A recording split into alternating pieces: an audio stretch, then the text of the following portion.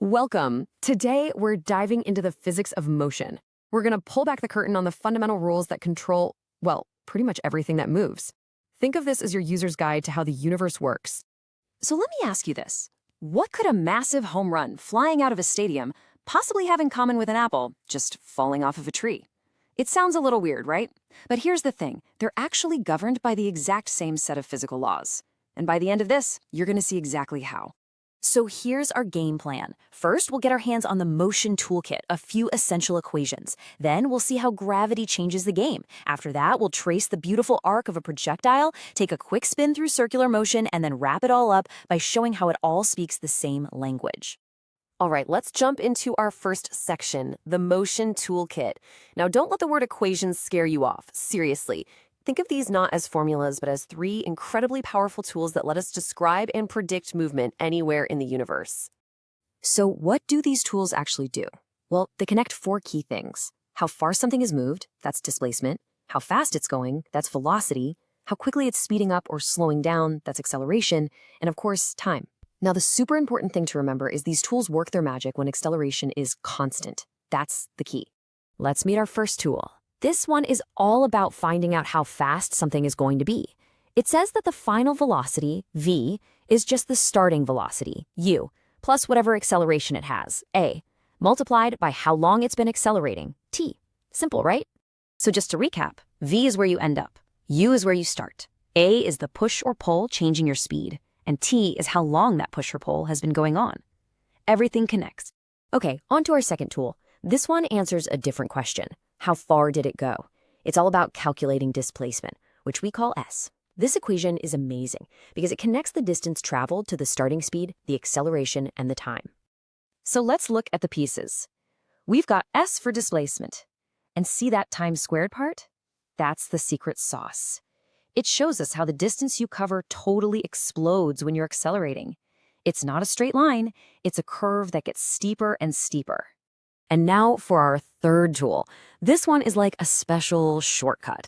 It's our time-independent equation. Why is that cool? Because it lets us connect final velocity directly to distance without ever needing to know how much time has passed.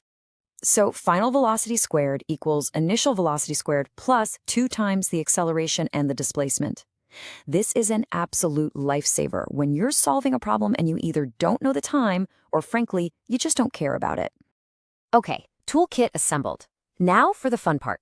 Let's put these tools to work in the real world. And what better place to start than with the force we feel every single second of our lives, gravity. Motion under gravity is the perfect testing ground for our new toolkit. And here's why. That acceleration is constant. If we ignore stuff like air resistance for a minute, gravity is this wonderfully predictable force, always pulling things straight down. And that constant acceleration has a very famous value. On Earth, it's about 9.8 meters per second squared. We call it g. This is the magic number.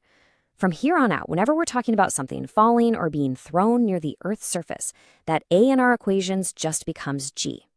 Now, the direction matters. If something is in free fall, we say gravity is helping it, so we treat g as a positive number. But what if you throw something up? Now it's fighting gravity the whole way. In that case, we treat g as negative. And we also know something cool. At the very, very top of its path, its velocity will be 0 for just an instant. So we've got vertical motion down. Now let's get a little more complex. Let's add a horizontal part to the mix. This is where the magic happens, and we get that beautiful, elegant curve we call a parabolic path. So projectile motion is what happens anytime you launch something. A kicked soccer ball, a fired cannonball, a baseball hit for a home run. They are all projectiles, and they all follow the same kind of path. The trick to understanding this is to split the motion into 2 separate independent parts. Let's start with the horizontal piece.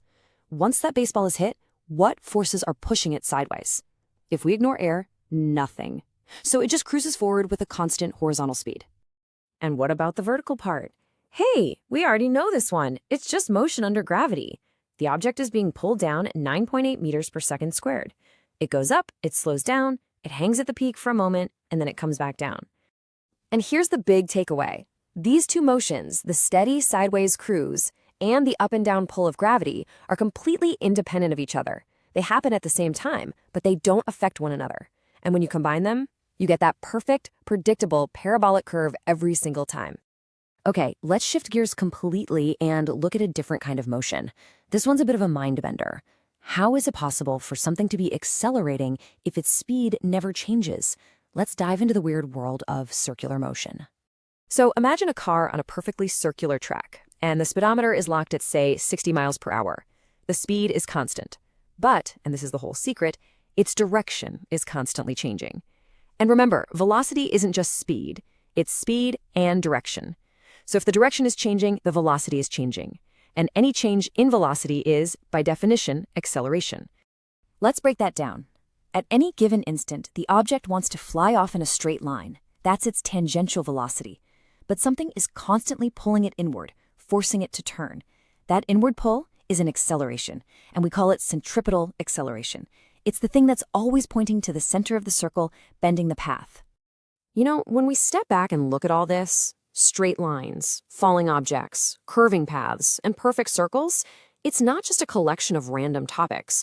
What we've really been doing is learning the grammar for the universal language of motion. And that takes us right back to the beginning, the home run and the falling apple. They're both just different dialects of the same language, projectile motion, governed by that same toolkit and that same force of gravity. And what's truly mind-blowing is that the same rules that trace the path of a baseball also describe how a planet orbits a star. So my question to you is, as you look around, what else can you see that this powerful language can now help you understand?